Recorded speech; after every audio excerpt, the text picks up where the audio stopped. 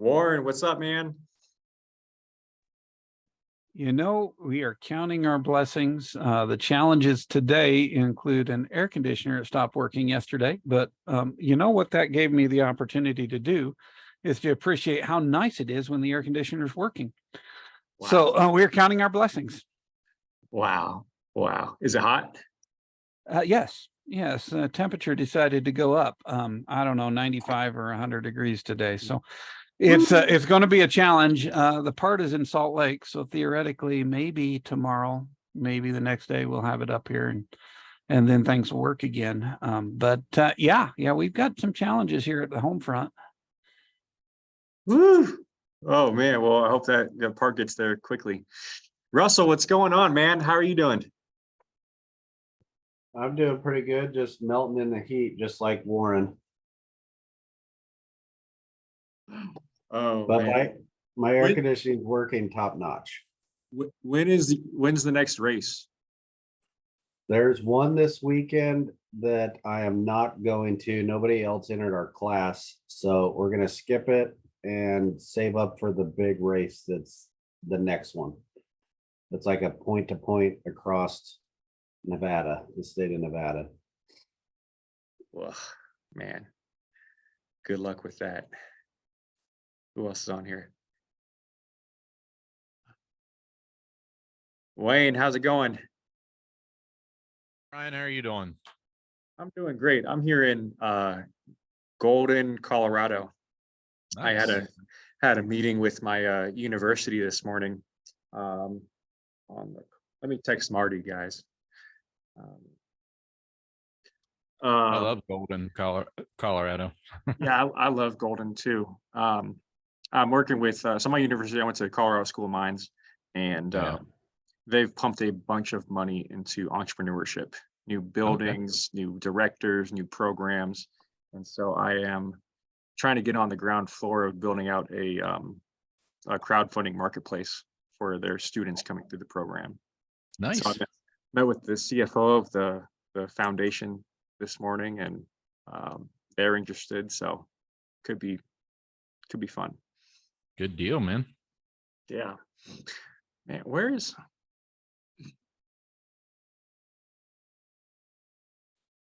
Let me call Marty, guys, because he's pretty key to this. He said he was available. 1 second.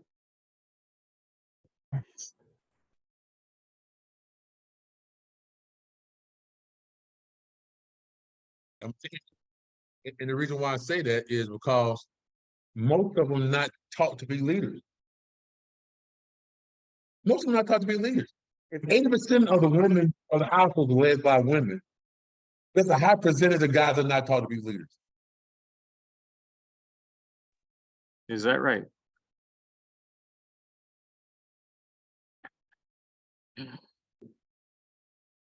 Well, that's the problem. Gonna mute that. But I agree.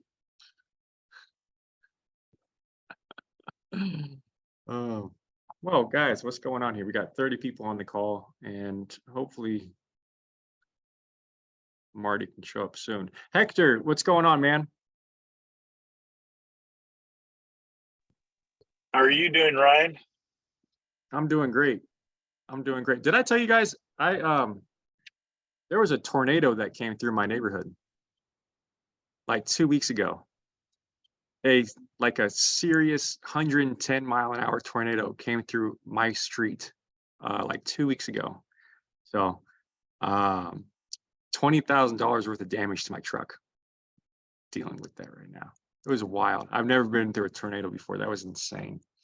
So dealing with that, all the fences in my neighborhood are down right now. Yeah, I lived a bunch of places where they had tornadoes, so I decided to move back home to Idaho. So all we have to deal with are forest fires and the eventual is Yellowstone going to explode someday. But Warren will know about that before I do. So I'll be incinerated before, and then you're far enough away. You might get to see the after you get buried, but I'll get my TikTok video beforehand. I think you will. I'm not sure I'll have time for that, depending on how devastating the eruption is. Of course, it's all speculation. It's kind of one of those things. Yeah. So Marty's on, but he's having a difficult time with unmuting.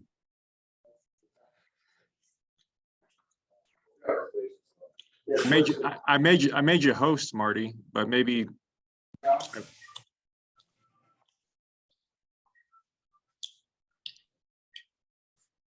log off and log back on.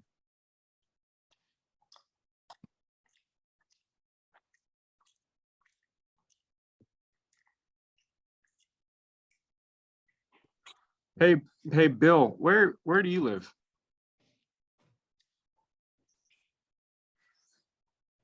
Columbus, Ohio. Oh, yeah. Mhm. Awesome. What kind of fund are you putting together? Oh, real estate fund, like kind of like single family and kind of small multifamily, mainly like fix and flips, value add kind of thing. Awesome. Yeah, thank you. Awesome. Hey, Marty. Hey, I'm on my phone because I don't know, like my computer wasn't working, so I don't know what's on. I was trying, I couldn't undo my camera and I couldn't unmute, so it was weird. All good. Zoom has its challenges. No worries. Yeah. Well, thanks everybody. Let's get into it. I'm super excited for today's call. In the fund launch formula, we have like the capital raiser and deal expert and fund manager. I'd say this call is probably geared towards like your capital raiser and your fund manager category. So disclaimer, this is not financial or legal advice. This is intended to be educational to help people launch their funds. So for those of you that are new and that don't know me, my name is Ryan Working. I'm fourth generation oil and gas. My bread and butter is an engineering company I started a few years ago. I buy oil rigs. We plug leaking oil wells in California, and then we own some oil fields in Texas. I've raised capital through the 3 different bodies of regulation: Reg CF, Reg D, Reg A plus. And actually, Marty and I put together the first oil and gas Reg A plus fund in the country ever. So I'm pretty happy with that. So I passed my Series 65 in 3 weeks. And at one point, I was the youngest chief compliance officer in the country with an SEC RA. So today, for those of you that don't know Marty is my go-to SEC attorney. We've been working together for a few years now on various things. He's actually a preferred legal partner with Black Card. So if you do want to work with him, you can. And he's just incredible. He's set up over 100 domestic and offshore funds. He's worked with big names such as Grant Cardone. He actually set up Bridger's dad's first funds. So he knows what he's doing. And it's an honor to have him on these calls. So today we're going to be talking about international investors. I personally, this is not a topic that I know that well, so I'm going to really lean on Marty for this one, but I've seen a lot of questions in like the Slack channel, and I thought this would be a relevant topic for everybody. So, we'll talk about, I'll ask a couple key questions about international investors, a couple different scenarios that are relevant to the group, and then I'll open it up for Q&A. So I think it's fair to say that most people are raising funds through Regulation D, utilizing a 3C1 exemption, right? And it's either a 506B or C. I think that's where most people fall into this group. So under that context, I like to give a scenario, Marty, of like, let's say, you're an emerging fund manager, you're out raising capital, you're hopping on a plane, and you sit next to somebody, and let's say they live in Mexico, and you just start shooting the shit, and you're pitching your deal, and they want to invest in your fund, but they live in Mexico. How can you go about accepting this non-US citizens funds? So there's most people when they like you said, when they talk about exemptions, and we deal with 506, we deal with Reg D, 506 B, and 506C. There's also another exemption called Reg S, which basically with a Reg S, the SEC is saying, as long as you're not doing a solicitation of investors in the US, and then we can go into that because that seems to disqualify what we're trying to do here. But basically they're saying if you bring in an investor from another country under Reg S, we're not that person's going to be exempt. So what the SEC really is saying is, hey, we are concerned with US citizens and protecting US investors. And if you bring in an investor from, like Ryan said, from Mexico, that's not of our concern. And to the point that we have an exemption set up called Regulation S that allows you to raise capital from non-US citizens, whether they're accredited or non-accredited. We don't care. So that's something that is available. Now, that being said, the key with that, there's a lot of considerations to take into account. So going back to Ryan's example, you have one investor, they're in Mexico and they want to invest. I think that you have an exemption under Reg S that would allow them to come in and invest into your fund, especially if it's a one-off investor. And with the caveat that, anytime you're raising capital, regardless of where you're raising capital, you do have to consider the laws of the jurisdiction where they are located. So in that example with Ryan, with the person in Mexico, is there an applicable exemption in Mexico that allows you to raise capital from this investor? And this is not sound legal advice. Oh, okay. Oh, great. But this is kind of a rule of thumb. If it's one investor and you haven't solicited that investor in that country, you're probably okay. But if you are saying, hey, we want to go raise capital, we know a lot of people in Canada, or we know a lot of people in, and Canada is a kind of a special case that we can talk about as well, but we have a lot of investors that are in the UK.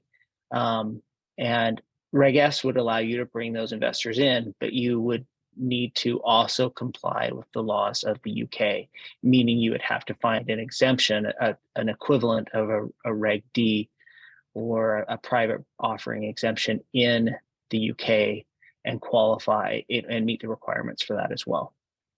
Marty, let me just reiterate this. You have a US based fund and you want to raise money. And if you raise money from one investor from Mexico, a couple investors in Canada, and a couple investors out of UK, you're subject to just the US laws, but also Mexico, Canada, and UK laws. Like you need to follow their legal structure. Yeah. And what that means is, and I think going back to what I said, it depends on, I think there's a practicality to it. Like I said, one investor, you meet this investor on a plane, you didn't solicit them, they want to invest. You're, again, not sound legal advice, but just a practical advice, you're probably okay just bringing in that investor. But if that investor says, hey, I know a ton of people in Mexico and we would all love to invest, then you would want to look and say, okay, well, what are the laws that apply to investors in Mexico? What is the exemption for a private placement in Mexico or UK or, whatever country and, that you might be soliciting and bringing in investors? So I think that if you have one or two people that invest, fine. But if you have, sort of there's a concentration of investors, then it's really important that you understand and comply with the securities laws of that jurisdiction. So Marty, Reg S, it sounds like it's like a really big part of, is it a separate document? Is it like as complicated as like a Reg A plus, or is it like just another portion of your Reg D, PPM? Like what does a Reg S entail? So a Reg S, so let's say you are going to be, and we do this with a lot of funds where they say we're going to be raised, we're going to do a Reg D in the US, and then we're going to bring in non-US investors through a Reg S. What we'll typically do is, because there are additional disclosures, there are additional rules, there are additional requirements. We generally, the way I've done it in the past, the way I like to do it is we'll have just a supplement that basically it's like an addendum that you add to your PPM that's for non-US investors. So if you're going to give this, your PPM, and to this non-US investor, you would also include this addendum, so that that it contains all of the disclosures, because there are different rules that apply to those investors. There's different rules that apply to how long they have to hold their shares, who they can transfer their shares to, who they can sell them to. In the US, transfers are governed by what's called Rule 144, whereas outside of the US, if you sell securities pursuant to Regulation S, you have to continue to comply with Reg S on secondary transfers and sales as well. So there's a separate set of rules that would apply to those the securities that are sold under Reg S, and so that's why we would typically just include it in an addendum. Marty, if you were gonna have these, I think we worked with North Capital and held funds in escrow, and they had to do KYC, AML, do those kinds of checks. So is there a separate process for international investors? Do they have to upload a passport or a driver's license or some kind of form of government ID to accept those funds? Like, how does that work? So the AML KYC process is going to be it's going to be similar, right? You're going to have to provide identification. You're going to have to provide a proof of address and so forth. So, and I think that to the extent it's an international investor, it might be more difficult, but you would want to get a passport and, again, proof of ID. There's also, as part of that check, generally, if you don't know the investor, and especially if the amount, they're investing a large amount, then you'd want to do, a check against, like an OFAC check and a background check on these investors to make sure that you're not, somehow laundering, money from a terrorist or somebody from one of the countries that's prohibited. So at the next topic thank you, Marty. The next topic I wanted to just touch on is like feeder funds. But before we get into that, I wanted to open up for the group. Is there anybody that has any scenarios or examples or questions on this topic of, Peter, go ahead, man. Yes, I think in this context, it's even if they're foreign, like say a Canadian citizen, but they're residing in the United States, does that same process apply because they're a Canadian citizen? So the rule applies to what's non-US persons. So even if they're residing in the United States, then they still would be considered a non-US person. Just like if it was a US investor, but they were living in Canada, that would not be, that would be considered a US person. So it's more based on their citizenship rather than where they happen to be living. Okay. But that's that is a good question, because the best approach in that situation, Peter, is if you have a Canadian citizen but they're living in the US, is that you would just want you, rather than relying on Reg S, you would want them to meet the requirements for the Reg D. I think that's the best approach in that situation. Marty, what do you mean by that? Okay. You know, and you, one of the things you brought up is with respect to Canada. So I've helped companies and raise capital, you know, through cross-border financings, and you know, I'm working with a half dozen companies right now that are actually based in Canada, and they're raising capital both in Canada and the US. And it's really important that if you're doing that, that you're complying with Canadian law. And Canada has a unique feature to its securities laws, in that each province has its own securities laws and securities in basically SEC. So you can't just, here's our Canadian disclosure document or PPM. It's here's our disclosure document that works for Ontario, and here's the one that works for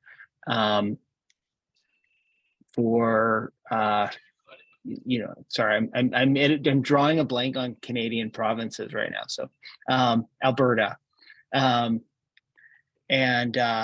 so that's another thing. So it's really important that you have Canadian counsel that can help with that, because it doesn't translate. So it's really important that you're knowing where those investors are coming from. Okay. So you have to know what province they're basically a citizen from, and then evaluate whether there's exemptions for that individual province before you can bring them into the fund. Yeah. Okay. And there's no like de minimis exemption or anything like that, or that would be evaluated on a province by province basis. It's on a province by province basis, and I'm not sure what the de minimis requirement would be, but again, I think you're safe. Like if it's one investor that happens to come in, and as long as there's not like concentrated selling efforts in that country, you know, you're probably okay. And from my perspective, when you're raising capital from non-US investors, the safest approach is to make sure that they meet the requirements for Reg D, so you don't have to rely on Reg S.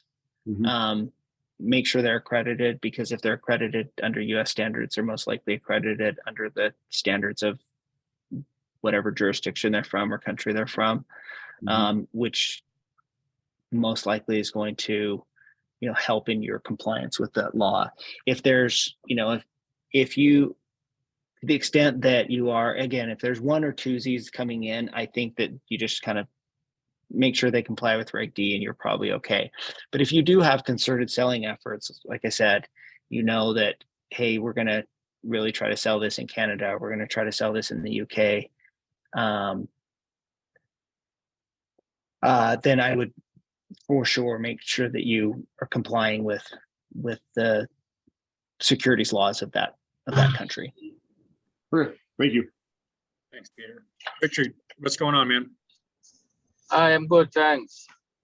Okay, so I have the reverse or the flip of that.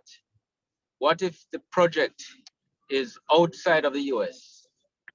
And let us say you have equal amount of persons from the US and outside of US. Where would you suggest, or how would you suggest setting up those funds? So, and that might lead into, you know, where Ryan was going with the next sort of set of questions, but it really depends. If the project is, let's say it's just US, the project is in, you know, Mexico or Canada or okay, Jamaica, right? So, okay, the project is there, but the investors are going to come from the US.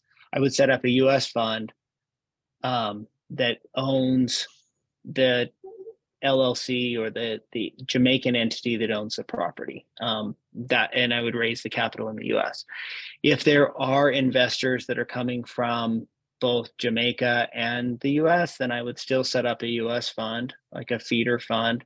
I would have a Jamaican, there's a couple ways you could do it so that you have a Jamaican feeder fund that feeds into the US fund, but I think there might be some tax issues there. So probably the best thing to do would be to set up a US fund that feeds into a Jamaican SPV or something, if that's the project. So the Jamaican investors are investing directly into that Jamaican entity, and then that entity owns the project. However, that's just kind of project specific. If you actually want to have these Jamaican investors to have a share of all of the projects of the fund, then you might need to get into something even more complex, such as like a Cayman or a BVI master fund with a US feeder and a Jamaican feeder or something. But again, that's getting complicated. Yeah, Marty, can you in layman's terms, what is a feeder fund, and what are the best practices, and at what point does that make sense? What size of fund, is this $100 million fund, $50 million fund? Is it much larger than that? At what point does it make sense to go through the efforts of setting these up? So typically the way that, and again, you can have all sorts of exotic setups and master fund, feeder fund, but a master feeder fund is typically where you have a main fund, whether that's a US fund or, some other domicile, and then you have an offshore or another domicile fund that feeds into it. So, and there is all sorts of structures, and the reason for that is there's some securities basis behind it, but mostly it's tax driven, right? So typically non-US investors do not want to invest into a US fund because they have to pay. That means they now are subject to US taxation, right? They have to file taxes in the US, and that can be a pain. For that reason, a lot of times you'll set up an offshore fund or a feeder fund in one of these tax neutral jurisdictions like Caymans or BVI or Guernsey or any number of tax-free countries or tax neutral countries, and then that fund will then turn around and invest into the US fund, either as a direct investor or sometimes as a lender. We've set it up so that sometimes the offshore fund is actually lending to the US fund, depending on tax strategies. So going back to your question, Ryan, when does it make sense? It makes sense when you have some sort of critical mass. I mean, depending on the size of your fund or whatever it might be, there might be 5 million or 10 million that's coming from offshore, but you might just be a 15 million or a $20 million fund, and that's significant, right? I mean, I talk to a lot of people and they say, hey, we want to do this and we want to have an offshore fund because we have these investors, because we think we can have investors. But I really go back and say it has to be investor driven. You have to have enough investors that say we want to invest to go through the time and expense of setting up that fund, because it is expensive and takes a fair amount of time. For example, with a Cayman fund, you have to have Cayman directors, you have to have an office there, you have to have bank accounts. All of that stuff is difficult to set up. You typically end up, you have to pay a third-party registrar to be your directors to set up the bank accounts. And that can, like I said, can take time and is expensive. Robert asked a question, and how come the Cayman fund doesn't get taxed by the US? In simple terms, how does that work? So the Cayman Fund would be, they are still subject to US taxation. But they're not, but it's the Cayman, it would be the fund itself, right? So not the Cayman entity. So, and that there's, again, there's complexities there. It just doesn't allow you to, like my tax law professor told me, nothing in, the only thing you get in for life, and the only thing you get for free in life is your feelings hurt. So somebody's going to pay taxes at some point, but the taxation that the Cayman entity itself would get taxed, but the investors are not going to have to pay another level of tax there, nor are they going to, have to report. So that becomes a big deal. But if there's a distribution that goes to the Cayman entity, that Cayman entity is going to have to pay. I mean, if they're an owner, they're going to have to pay taxes. So that's why sometimes you'll even structure it as a note so that that interest is taxed in a different way. Anyway, like I said, it's all tax driven, and the other people that take advantage of like a Cayman or an offshore fund would be tax exempt U.S. investors. So if you have people that are investing through their IRA or like a self-directed IRA, they could actually take advantage of that offshore fund because they're a tax-free investor.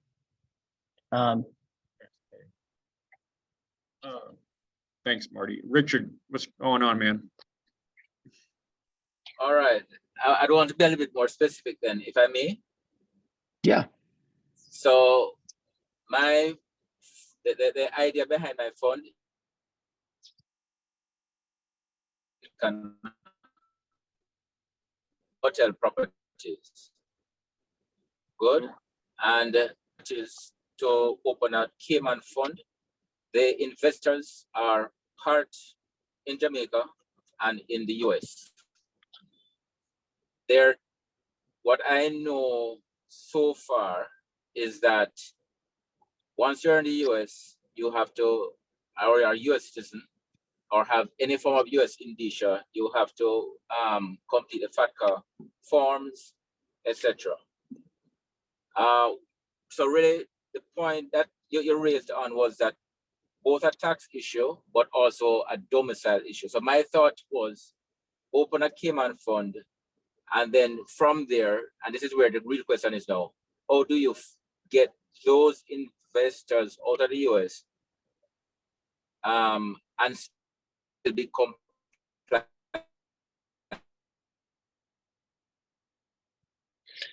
So, sorry, you were breaking up a little bit. I'll try my best to answer that. So you're right. So there is sort of a domicile issue. There's a taxation issue. There's, like you said, there's FACTA and FERPTA regulations that need to be complied with. So it can be very complex. And that's one of the things that with regards to the fund launch, Black Card, when I talked to them initially, I said, I have this expertise and can help with those types of funds. So a lot of the clients that I'll get from them have these issues, but it kind of depends. But again, I think that there is a possibility where you have a project in Jamaica that, you could set up a Cayman feeder fund, or a Cayman fund with a U.S. feeder fund, and a Jamaica. Either the Jamaican investors could direct invest into the Cayman fund, or you could have a Jamaican fund. It'd probably be best to have them invest directly into the Cayman fund. But again, I'd have to kind of look at, I don't know Jamaican tax law, and I definitely don't know the inner working between Jamaica and Cayman enough to say this would be the best strategy.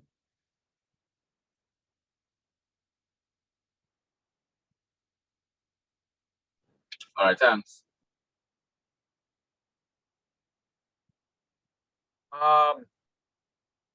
I had a couple other questions, Marty, regarding funds in other countries, but I think we covered that. So, you know, there's a couple questions on Slack where people were setting up, you know, projects and funds in other countries, such as Mexico and, you know, but I think we covered that. Unless anybody wants to explore that more, raise your hand. But at this point, I'm just like to open up for, I think I've covered everything I wanted to cover for international investors. Marty, is there anything else you'd like to add? No, and you know, I've worked with, you know, I've helped set up funds in multiple jurisdictions. But you know, at the end of the day, I'm a US lawyer, and so I'm going to always kind of opt for having you know, a US fund. I worked with a group out of Chile, and they had Chilean investors, and we ended up having to we set up I mean, it was really complex because they had a Chilean fund that invested into a Canadian fund because Chile and Canada had a tax treaty. And then that Canadian fund lent money to a US fund that invested in US real estate properties. So it can get, it really, there's not like a silver bullet that says, this is how you do it. You know, this is the way it's complex.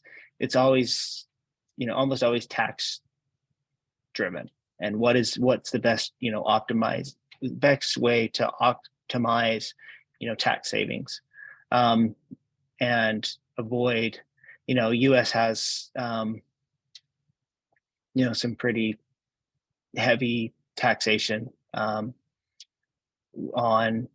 certain types of, payments and that were made to non-US persons. So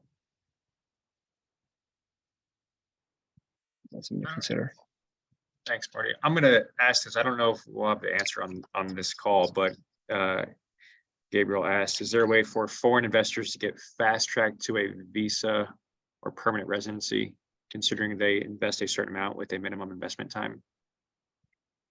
So, and somebody just popped up that an EB-5 is a solution. So the EB-5 program allows, you know, non-US citizens to it provides a path to citizenship through that.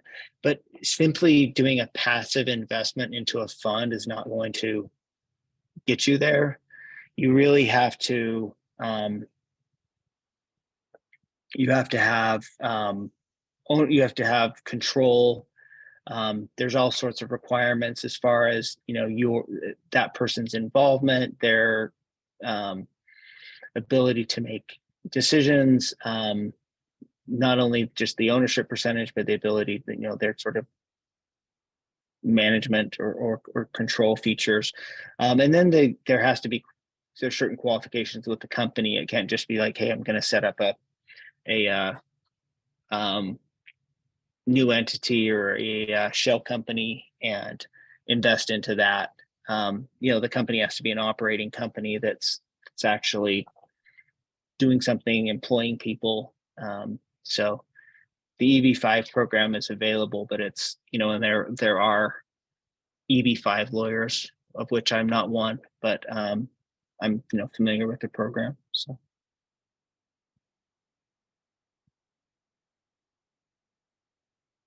Awesome. Any other questions? Bruce, how's it going? Hello, hi, Marty. I'm launching a PE fund, and just last week I talked with some Singapore fund. They are qualified. Are you familiar with programs called QDLT in China, Qualified Domestic Limited Partner? I am not. No, I apologize. Okay, no problem. So basically, they are wondering for the Singapore fund, how do they can become co-GP, or that, you know, they have to go through the feeder fund in Cayman and come on board as LP. So for a fund to join, do you have some recommendations how to deal with this? Because they have already got LP's money. So so Singapore has its own, I've worked with a few Singapore companies and they have their own requirements. So I'm not gonna, you know, I presume that those have been met and that that's been handled. But like a Singapore entity could then turn around and invest, you know, either through a Cayman feeder fund that invests into the US, that would probably, or a BVI or something. That would probably be the best approach rather than investing directly. Just because you're basically providing the tax neutral blocker. And that's another thing that I've kind of failed to mention is with a lot of these structures, you'll also sometimes have a C corporation that sits in between the offshore fund and the domestic fund. You'll have a Delaware C corporation that acts as a blocker as well, so that any distributions gets paid to that Delaware C corporation, and then that Delaware corporation then pays the offshore fund. And the reason for that is it kind of reduces everything down to one shareholder, and like I said, it's a blocker so that the taxation, if you can set it up correctly, the taxation takes place at that level and not at the fund level, and not at the offshore fund level. I see, but this deals with the taxation level for the investors' money, but for the Singapore fund managers, if they want to be financially rewarded or get kind of a GP on that level. So I think that the best, and again, without understanding all the facts, if they wanted to be sort of compensated on the GP side, the best way to do that would just be through a contract, rather than actually giving them ownership in the GP. You could give them, a sort of a profit sharing agreement or some sort of arrangement, contractual, that allowed you to compensate them for that. And if that didn't work, then you could grant them GP interest in the US GP. The only issue there is they would have to pay, they'd be subject to US taxation. Mark, I may have to reach out to you after this. Okay.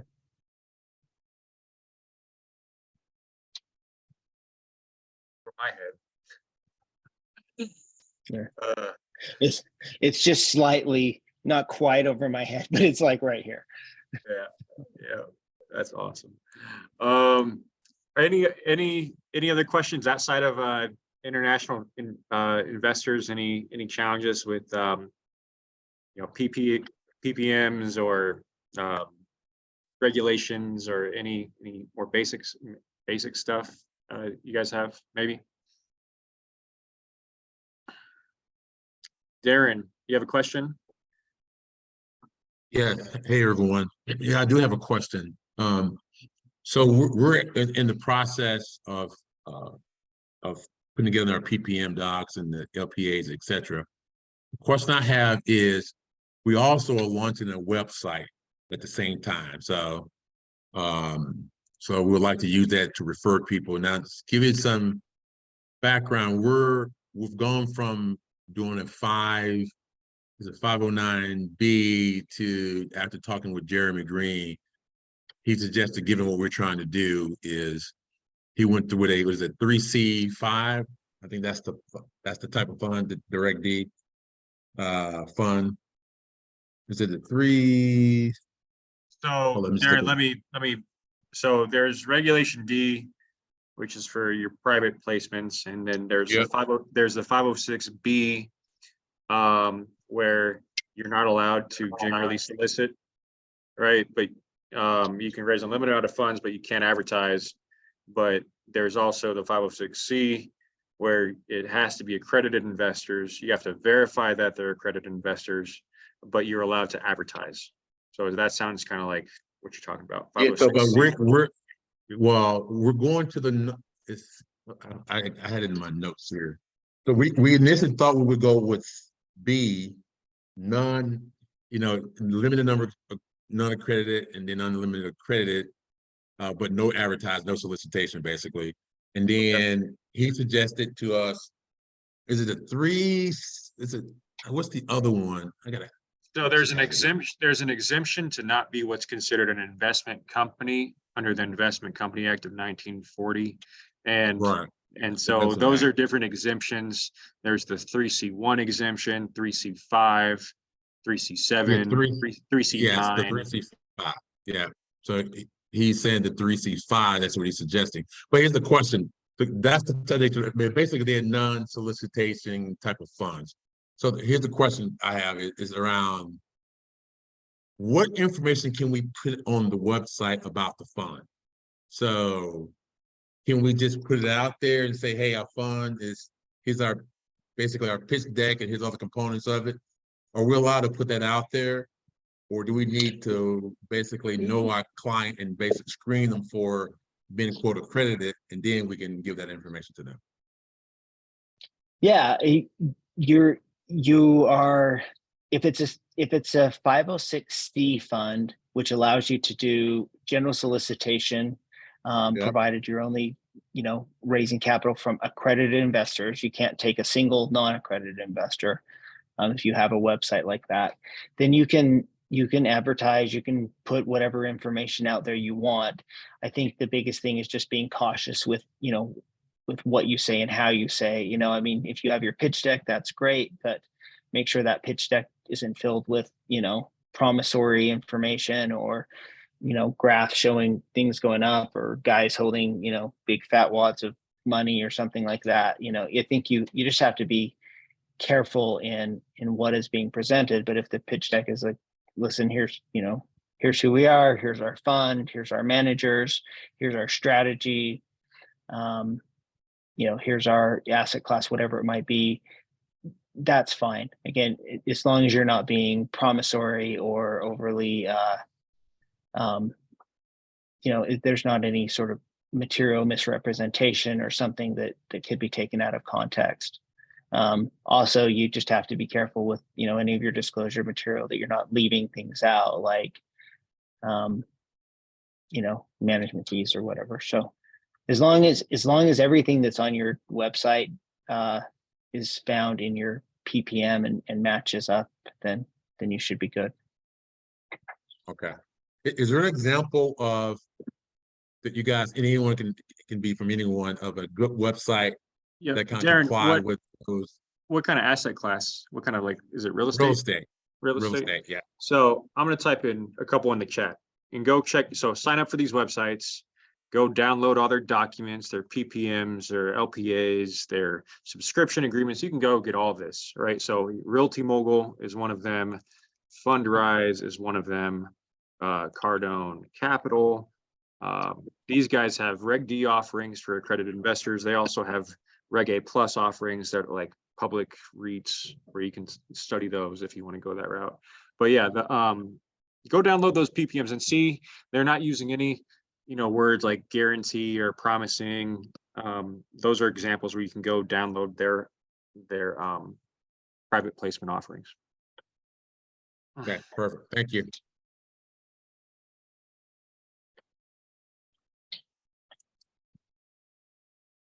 Awesome. Well, I think that was a pretty great call, everybody. Marty, thank you for your time. Really appreciate it. Oh, Peter, one last question. Yeah, I was thinking, how does the green card affect the applicability of Reg S? If they're a US green card holder but a foreign citizen, because they have the green card, they're considered basically a US related person, so we don't have to worry about. Yeah, I think so. I think if they have that residency, the big thing is if they're not. We're sticking with the, assuming they're accredited investor. Yeah, as long as they're accredited investor, then you don't have anything to worry about. That's kind of the best course, is just to deal with that. Where people try to be cute with this is because they try to say, hey, we're going to bring in, we're using Reg S and therefore we can have non-accredited investors. But you know, I think in that situation where there's somebody here in the US, I would just have them apply with the US Reg D requirements. Okay. Thank you. Awesome. Well, Robert, Bruce, I know a couple of you guys want to maybe reach out to Marty regarding this topic. I put Marty, I think it's okay, but I put your email in the chat. It's mtate@kba.law. And if you guys don't have time to write it down, just message me on Slack and I'll send that over to you. But yeah, Marty, thanks again for the time.